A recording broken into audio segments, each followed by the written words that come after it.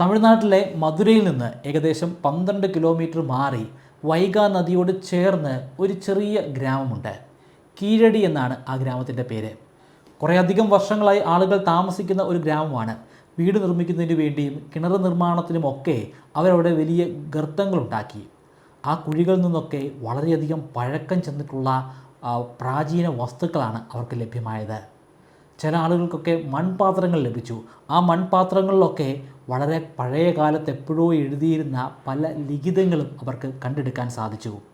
ഇതിനെ തുടർന്നാണ് 2012 മുതൽ ആർക്കിയോളജിക്കൽ സർവേ ഓഫ് ഇന്ത്യ കീഴടിയിൽ എക്സ്കവേഷൻ നടപ്പിലാക്കുന്നത്. അവിടെ നിന്നും വളരെയധികം പ്രാചീന കാലഘട്ടത്തിലുണ്ടായിരുന്ന ഒരുപാട് പുരാവസ്തുക്കൾ അവർക്ക് കണ്ടെടുക്കാൻ സാധിച്ചു. അത് ഇന്ത്യൻ ഉപഭൂഖണ്ഡത്തിൻ്റെ ചരിത്രം തന്നെ തിരുത്തി എഴുതുന്ന ഒരു സംഭവമായി മാറി. പ്രത്യേകിച്ചും ദക്ഷിണേന്ത്യൻ ചരിത്രം. നമ്മൾ കരുതിയിരുന്നത് പോലെ ആയിരുന്നില്ല നമ്മുടെ പൂർവികരുടെ സിവിലൈസേഷൻ അത് കുറേ കൂടി നൂതനമായിരുന്നു. കുറേ കൂടി സാക്ഷരതയുള്ള ആളുകളായിരുന്നു നമ്മുടെ പൂർവികർ. അവിടെ നിന്ന് കണ്ടെടുത്ത പ്രാചീന മൺപാത്രങ്ങളിൽ തമിഴ് ബ്രഹ്മി ലിപികളിൽ പേരുകൾ എഴുതിയിട്ടുണ്ടായിരുന്നു.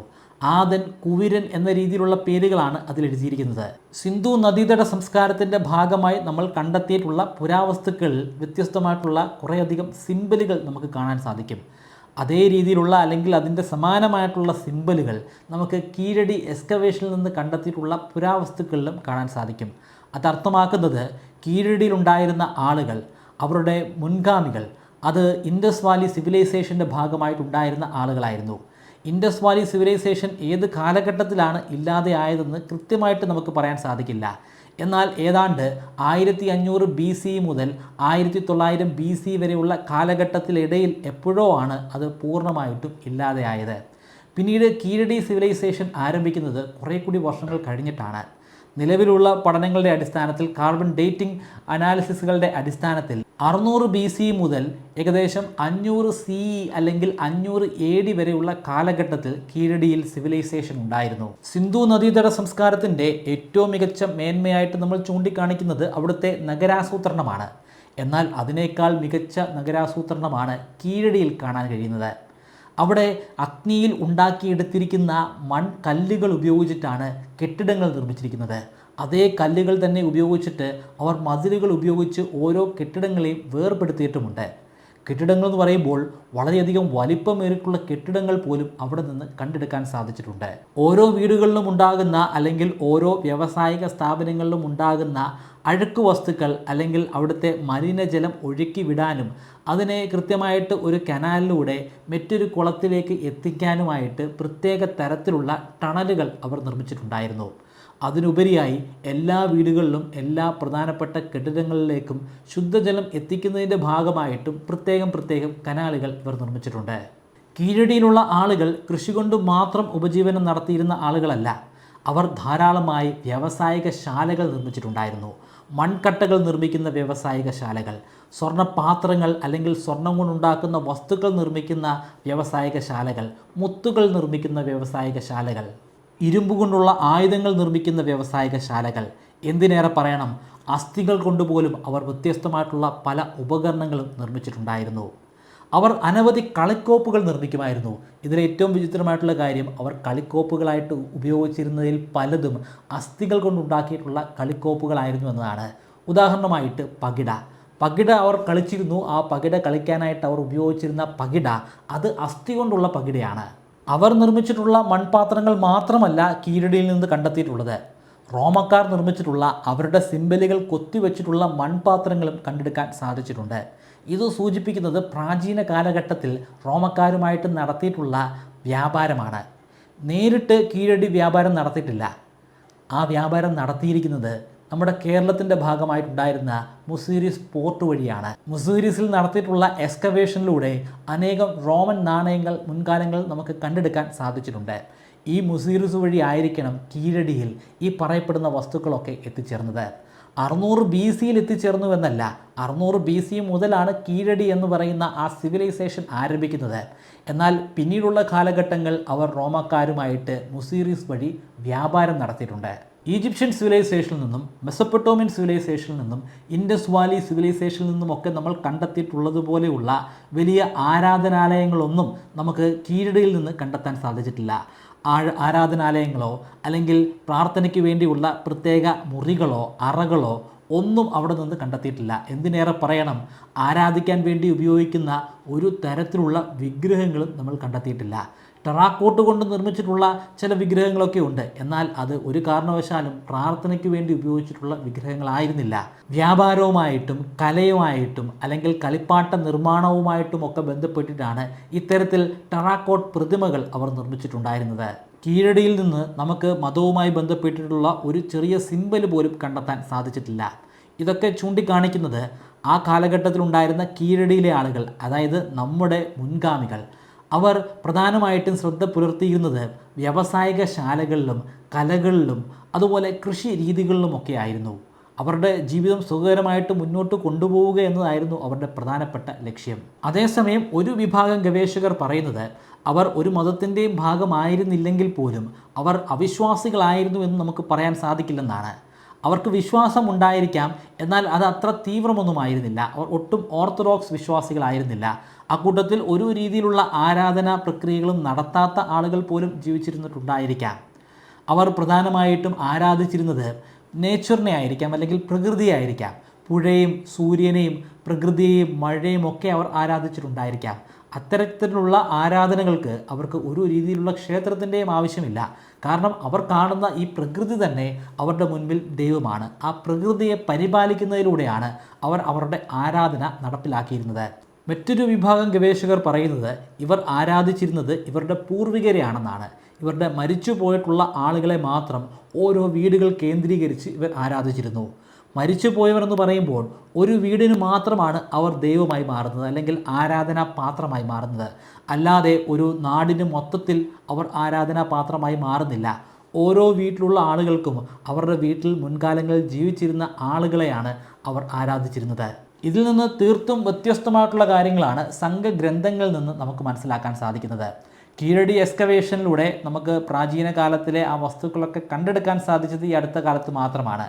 എന്നാൽ ആ കാലഘട്ടത്തിൽ ജീവിച്ചിരുന്ന ആളുകൾ എഴുതിയിട്ടുള്ള ഗ്രന്ഥങ്ങൾ അതിനും വർഷങ്ങൾക്ക് മുമ്പ് തന്നെ നമ്മൾ കണ്ടെത്തിയിട്ടുണ്ടായിരുന്നു.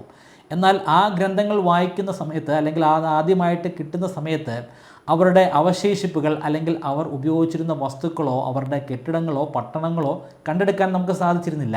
ആ ഗ്രന്ഥങ്ങളുടെ അടിസ്ഥാനത്തിൽ അത് മധുര കേന്ദ്രീകരിച്ച് പ്രവർത്തിച്ചിരുന്ന ഒരു വലിയ പട്ടണം അല്ലെങ്കിൽ ഒരു വലിയ രാജ്യമാണെന്ന് നമുക്ക് പറയാൻ സാധിക്കും. അവിടെ ഉണ്ടായിരുന്ന ആളുകളാണ് ഈ ഗ്രന്ഥങ്ങളൊക്കെ എഴുതിയിരുന്നത്. എന്നാൽ ഇപ്പോൾ കീഴടിയിൽ നിന്ന് നമുക്ക് ഫിസിക്കലായിട്ടുള്ള തെളിവുകൾ കൂടി ലഭിച്ചിട്ടുണ്ട്. പക്ഷേ സംഘം ഗ്രന്ഥങ്ങളിൽ പറയുന്നത് ദൈവങ്ങളെക്കുറിച്ചാണ്. പല രീതിയിലുള്ള പരാമർശങ്ങൾ ഉണ്ടായിട്ടുണ്ട്.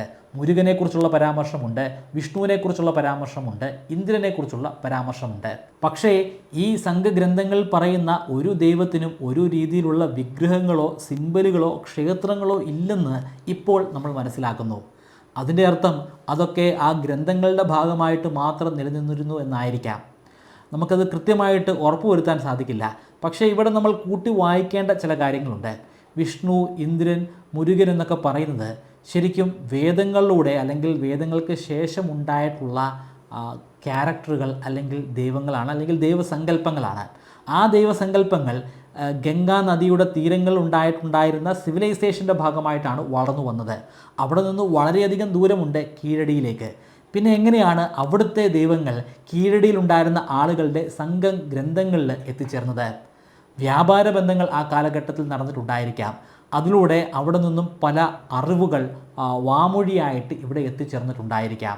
കീഴടി എന്ന് പറയുന്നത് മധുരയിലെ ഒരു ചെറിയ ഗ്രാമം മാത്രമാണെങ്കിലും ആ കീഴടി ആ കാലഘട്ടത്തിൽ തമിഴകത്തിൻ്റെ ഭാഗമായിരുന്നു. തമിഴകത്തിൻ്റെ തലസ്ഥാനം അല്ലെങ്കിൽ അതിൻ്റെ പ്രധാനപ്പെട്ട കേന്ദ്രമെന്ന് നമുക്ക് കീഴടിയെ വിശേഷിപ്പിക്കാം. കേരള, തമിഴ്നാട്, കർണാടക, ആന്ധ്രാപ്രദേശ് തുടങ്ങിയ സംസ്ഥാനങ്ങളൊക്കെ ആ തമിഴകത്തിൻ്റെ ഭാഗമായിരുന്നു. ചേര ചോള പാണ്ഡ്യന്മാരാണ് ഈ പ്രദേശങ്ങൾ കീഴടക്കി ഭരിച്ചിരുന്നത്. അവർ പരസ്പരം ഏറ്റുമുട്ടുമായിരുന്നു. കൂടാതെ പരസ്പരം സൗഹാർദ്ദപരമായിട്ടുള്ള പല കൂടിക്കാഴ്ചകളും നടത്താൻ അവർക്ക് സാധിച്ചിരുന്നു. വ്യാപാര ബന്ധങ്ങളിൽ ഏർപ്പെടാൻ സാധിച്ചിരുന്നു. പല രാജാക്കന്മാരെയും ശത്രുക്കളായിട്ട് അവർ കണ്ടിരുന്നെങ്കിലും മറ്റ് പല രാജാക്കന്മാരെയും അവർ മിത്രങ്ങളായിട്ട് കണ്ടിട്ടുണ്ടായിരുന്നു. ചേര ചോള പാണ്ഡ്യന്മാരുടെ ഭരണത്തെക്കുറിച്ച് വിശദീകരിക്കുന്ന ഒരു വീഡിയോ സീരീസ് തന്നെ ഞാൻ മുമ്പ് ചെയ്തിട്ടുണ്ട്. ആ കാര്യങ്ങൾ ഞാൻ ഇവിടെ പരാമർശിക്കുന്നില്ല. താല്പര്യമുള്ളവർക്ക് അതിൻ്റെ ലിങ്ക് ഞാൻ ഐ ബട്ടണിലും അതുപോലെ ഡിസ്ക്രിപ്ഷനിലും കൊടുക്കാം. ഒന്ന് പരിശോധിച്ച് നോക്കുക. കീഴടി എക്സ്കവേഷനുമായി ബന്ധപ്പെട്ട് നിലവിൽ വലിയ രീതിയിലുള്ള വിവാദങ്ങളും അരങ്ങേറുന്നുണ്ട്. ഇതിൻ്റെയൊക്കെ പ്രധാനപ്പെട്ട കാരണമെന്ന് പറയുന്നത് ഒരു യുദ്ധമാണ്. നോർത്ത് ഇന്ത്യൻസും സൗത്ത് ഇന്ത്യൻസും തമ്മിലുള്ള ഐഡിയോളജിപരമായിട്ടുള്ള ഒരു യുദ്ധം. നോർത്ത് ഇന്ത്യൻസിൻ്റെ ഭാഷ്യമനുസരിച്ച് ഇന്ന് കാണുന്ന ഇന്ത്യയെ ഈ രീതിയിലേക്ക് മാറ്റിയെടുത്തത് ഗംഗാ നദീതട സംസ്കാരമാണ്. ആ കാലഘട്ടത്തിലുണ്ടായിരുന്ന വേദിക് ഇറയാണ് വേദങ്ങൾ രചിക്കപ്പെട്ടിട്ടുള്ള കാലഘട്ടമെന്ന് നമ്മൾ പറയുന്നു. ആ കാലഘട്ടങ്ങളിൽ ഉണ്ടായി വന്ന സംസ്കാരം പിന്നീട് ഇന്ത്യയുടെ എല്ലാ മേഖലകളിലും, സൗത്ത് ഇന്ത്യ ഉൾപ്പെടെയുള്ള എല്ലാ മേഖലകളിലും എത്തിച്ചേർന്നതായിട്ടാണ് നോർത്ത് ഇന്ത്യക്കാർ വിശ്വസിക്കുന്നത്. എന്നാൽ കീഴടിയിൽ നിന്ന് നമുക്ക് മനസ്സിലാക്കാൻ സാധിക്കുന്നത് അതിൽ നിന്ന് വ്യത്യസ്തമായിട്ടുള്ളൊരു കാര്യമാണ്. ശരിക്കും ഗംഗാ നദീതട സംസ്കാരത്തിൻ്റെ ഭാഗമായിട്ട് അല്ലെങ്കിൽ വേദിക് ഇറയുടെ ഭാഗമായിട്ടല്ല നമ്മുടെ സൗത്ത് ഇന്ത്യയിൽ പ്രത്യേകമായിട്ടുള്ള ഒരു കൾച്ചർ ഉണ്ടായത്. സൗത്ത് ഇന്ത്യയിലെ കൾച്ചർ അതിന് പാരലായിട്ട്, അതിന് സമാനമായിട്ട്, ഒരു പക്ഷേ അതിനേക്കാൾ വളരെ മികച്ച രീതിയിൽ ഉണ്ടായി വന്ന ഒരു സംസ്കാരമാണ് കീഴടിയിലെ സംസ്കാരം. അല്ലെങ്കിൽ ദക്ഷിണേന്ത്യയുടെ പ്രാചീനകാല സംസ്കാരം അത് ഒരു മതരഹിത അല്ലെങ്കിൽ നോൺ റിലീജിയസ് ആയിട്ടുള്ള സംസ്കാരമാണെന്ന് കേൾക്കുന്നത് തന്നെ പല ആളുകളിലും വിദ്വേഷമുണ്ടാക്കുന്ന കാര്യമാണ്. ഇതിൻ്റെ പേരിലും ചേരിതിരിഞ്ഞുള്ള ആക്രമണങ്ങൾ ഇപ്പോൾ അരങ്ങേറുന്നു. ആർക്കിയോളജിക്കൽ സർവേ ഓഫ് ഇന്ത്യയിലെ പ്രശസ്ത ആർക്കിയോളജിസ്റ്റായ കെ അമർനാഥ് രാമകൃഷ്ണയാണ് ആദ്യത്തെയും രണ്ടാമത്തെയും കീഴടിയിലെ എക്സ്കവേഷന് നേതൃത്വം നൽകിയത്. പിന്നീട് അദ്ദേഹത്തെ അസമിലേക്ക് ട്രാൻസ്ഫർ ചെയ്യുകയുമുണ്ടായി. അദ്ദേഹം നടത്തിയിട്ടുള്ള പഠനങ്ങളൊക്കെ തെറ്റാണെന്നാണ് ആർക്കിയോളജിക്കൽ സർവേ ഓഫ് ഇന്ത്യയുടെ വിലയിരുത്തൽ. രാമകൃഷ്ണ മൂന്നാം ഘട്ട എക്സ്കവേഷനിലേക്ക് കടക്കുന്നതിനും തൊട്ട് മുൻപായിരുന്നു അദ്ദേഹത്തിൻ്റെ ട്രാൻസ്ഫർ നടന്നത്. മൂന്നാം ഘട്ടത്തിൽ വിശാലമായിട്ടുള്ള ഒരു എക്സ്കവേഷൻ നടത്തണമെന്നും അതിലൂടെ ഒരുപാട് കാര്യങ്ങൾ പഠിക്കാൻ സാധിക്കുമെന്നും അദ്ദേഹം വാദിച്ചു. എന്നാൽ ആർക്കിയോളജിക്കൽ സർവേ ഓഫ് ഇന്ത്യയ്ക്ക് തീർത്തും വ്യത്യസ്തമായിട്ടുള്ള ഒരു പ്ലാനായിരുന്നു ഉണ്ടായിരുന്നത്. അവർ കാര്യമായിട്ട് ഫണ്ടിംഗ് ഒന്നും നടത്തിയില്ല. മാത്രമല്ല അദ്ദേഹത്തെ തന്നെ ഇവിടെ നിന്ന് ഒഴിവാക്കി. പകരം വന്ന ആളുകൾ പറഞ്ഞത്, ഇവിടെ നിന്ന് നമ്മൾ ഓൾറെഡി എല്ലാ കാര്യങ്ങളും കണ്ടെത്തി കഴിഞ്ഞിരിക്കുന്നു, പറയുന്നത് പോലെ അത്ര വലിയ സംഭവമൊന്നുമല്ല കീഴടിയിൽ നടന്നിരിക്കുന്നത്, അതുകൊണ്ട് തന്നെ ഇനിയും കൂടുതൽ പണം ചിലവഴിക്കേണ്ട, നമുക്ക് ഒരു ചെറിയ പഠനങ്ങൾ കൂടി നടത്തിയിട്ട് ഇത് അവസാനിപ്പിക്കാമെന്നാണ്. എന്നാൽ തമിഴ്നാട് ഗവൺമെൻറ് വെറുതെ ഇരുന്നില്ല. അവർ മദ്രാസ് ഹൈക്കോടതിയിൽ ഒരു കേസ് കൊടുത്തു. ആ കേസിൻ്റെ ഭാഗമായിട്ട് മദ്രാസ് ഹൈക്കോടതിയിൽ ഉണ്ടായിരുന്ന ജഡ്ജിമാർ നേരിട്ട് കീഴടി എക്സ്കവേഷൻ നടക്കുന്ന പ്രദേശത്ത് എത്തിച്ചേർന്നു. അവർ നേരിട്ട് കാര്യങ്ങൾ കണ്ട് മനസ്സിലാക്കിയതിന് ശേഷമാണ് കേന്ദ്ര സർക്കാരിൻ്റെ കീഴിലുള്ള ആർക്കിയോളജിക്കൽ സർവേ ഓഫ് ഇന്ത്യക്ക് താല്പര്യമില്ലെങ്കിൽ തമിഴ്നാട് സർക്കാരിൻ്റെ കീഴിലുള്ള തമിഴ്നാടിൻ്റെ ആർക്കിയോളജിക്കൽ ഡിപ്പാർട്ട്മെൻറ്റിന് പഠനങ്ങൾ നടത്താമെന്ന് പറഞ്ഞത്. അതിനെ തുടർന്ന് തമിഴ്നാട് വലിയ രീതിയിൽ പഠനങ്ങൾ നടത്തുകയും 20,000-ഓളം വരുന്ന പുരാവസ്തുക്കൾ കണ്ടെടുക്കുകയും ചെയ്തത്. ഇനി കാര്യമായിട്ടൊന്നും കണ്ടെത്താനില്ല എന്നാണ് ആർക്കിയോളജിക്കൽ സർവേ ഓഫ് ഇന്ത്യയെ പറഞ്ഞതെന്ന് കൂടി ഓർക്കണം. അതിനുശേഷം തമിഴ്നാട് നടത്തിയ എക്സ്കവേഷനിൽ 20,000-ഓളം വരുന്ന അമൂല്യമായിട്ടുള്ള പുരാവസ്തുക്കൾ കണ്ടെടുക്കുകയും ചെയ്തു. അതിൽ സ്വർണം കൊണ്ട് നിർമ്മിച്ചിട്ടുള്ള നാണയങ്ങളും മറ്റ് വ്യത്യസ്തമായിട്ടുള്ള ഉപകരണങ്ങളും ഒക്കെ ഉൾപ്പെടും. 2023, അതായത് 2 വർഷങ്ങൾക്ക് മുമ്പ് രാമകൃഷ്ണ കീഴടിയിൽ നടത്തിയിട്ടുള്ള പഠനങ്ങളുമായി ബന്ധപ്പെട്ടിട്ടുള്ള റിപ്പോർട്ട് സമർപ്പിച്ചു. 982 പേജുകളാണ് ആ റിപ്പോർട്ടിൽ ഉണ്ടായിരുന്നത്. എന്നാൽ ആർക്കിയോളജിക്കൽ സർവേ ഓഫ് ഇന്ത്യ അത് കാര്യമായിട്ടൊന്നും പരിഗണിച്ചില്ല. നിരന്തരമായിട്ടുള്ള സമ്മർദ്ദത്തെ തുടർന്ന് ഒടുവിൽ അവർ ഒരു കാര്യം പറഞ്ഞു, ഈ റിപ്പോർട്ടിൽ പറഞ്ഞിരിക്കുന്ന പല കാര്യങ്ങളും തെറ്റാണ്, അതൊന്നും സബ്സ്റ്റാൻഷിയേറ്റ് ചെയ്യുന്ന തരത്തിലുള്ള തെളിവുകളൊന്നും നിങ്ങൾ നൽകിയിട്ടില്ല, അതുകൊണ്ട് ഇത് ആദ്യം മുതൽ ഒന്നുകൂടി എഴുതി സമർപ്പിക്കാനാണ് അവർ ആവശ്യപ്പെട്ടത്. പക്ഷേ രാമകൃഷ്ണ അത് കേൾക്കാൻ കൂട്ടാക്കിയില്ല. കാരണം അദ്ദേഹം നടത്തിയതൊക്കെ കൃത്യമായിട്ടുള്ള കാർബൺ ഡേറ്റിംഗ് പഠനങ്ങളുടെ അടിസ്ഥാനത്തിലുള്ള സയൻറ്റിഫിക് ആയിട്ടുള്ള പഠനങ്ങളുടെ അടിസ്ഥാനത്തിലുള്ള കാര്യങ്ങളായിരുന്നു. അത് ഇനി ഒരിക്കൽ കൂടി തിരുത്തി എഴുതേണ്ട ആവശ്യമില്ലെന്ന് രാമകൃഷ്ണ വാദിച്ചു. കീഴടി എക്സ്കവേഷനിൽ നിന്ന് മനസ്സിലാക്കുന്ന കാര്യങ്ങൾ ശരിയാണെങ്കിൽ നമ്മുടെ ഇന്ത്യൻ ചരിത്രം തന്നെ നമ്മൾ മാറ്റി എഴുതണം. വേദിക് എറ എന്ന് പറയുന്ന ഒരു സുപ്രധാന കാലഘട്ടം ഇന്ത്യൻ ചരിത്രത്തിലുണ്ട്. ആ ചരിത്രത്തിലൂടെയാണ്, അല്ലെങ്കിൽ ആ കാലഘട്ടത്തിലൂടെയാണ് ഇന്ത്യ തന്നെ ഈ രീതിയിലേക്ക് മാറിയത്. എന്നാൽ അത് മാറ്റി എഴുതണം. കാരണം വേദിക് കാലഘട്ടമല്ല അതിനേക്കാൾ പ്രശസ്തമായിരുന്ന, അല്ലെങ്കിൽ അതിനേക്കാൾ പ്രാധാന്യം അർഹിക്കുന്ന കാലഘട്ടം അത് കീഴടിയിൽ നടന്നിരുന്ന കാലഘട്ടമാണ്.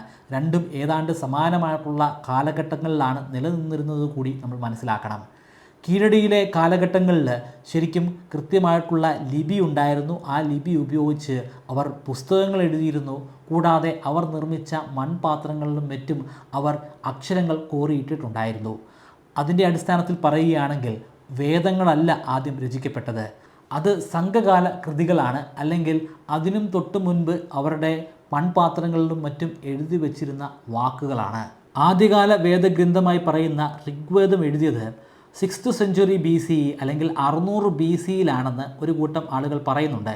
എന്നാൽ പല ഗവേഷകരും പറയുന്നത് അത് 600 BCയിലല്ല, പിന്നീട് വന്ന ഗുപ്ത ഡൈനാസ്റ്റിയുടെ കാലഘട്ടത്തിലാണെന്നാണ്. അതായത് അത് ഏകദേശം 400 CE അല്ലെങ്കിൽ 600 CE കാലഘട്ടത്തിലാണ്.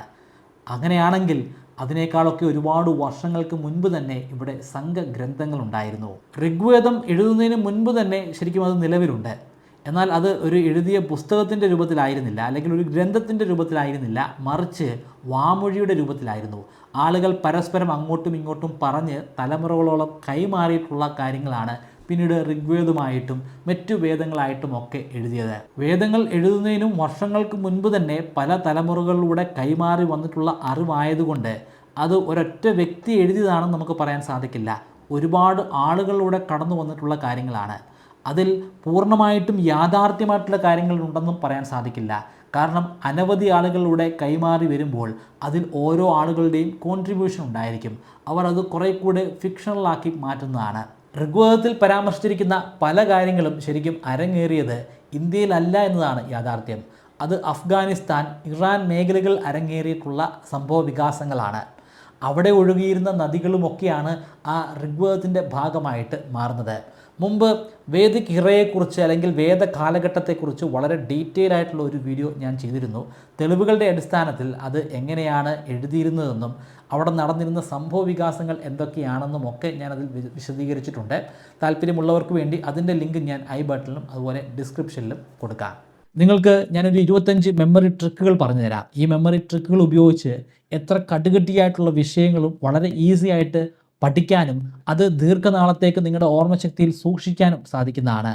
ഈ 25 മെമ്മറി ട്രിക്കുകൾ ഒരു കോഴ്സിൻ്റെ രൂപത്തിൽ ബ്രൈറ്റ് കെയർലൈറ്റിൻ്റെ വെബ്സൈറ്റിലും അതുപോലെ ആൻഡ്രോയിഡ് ആപ്ലിക്കേഷനിലും ഇപ്പോൾ ലഭ്യമാണ്.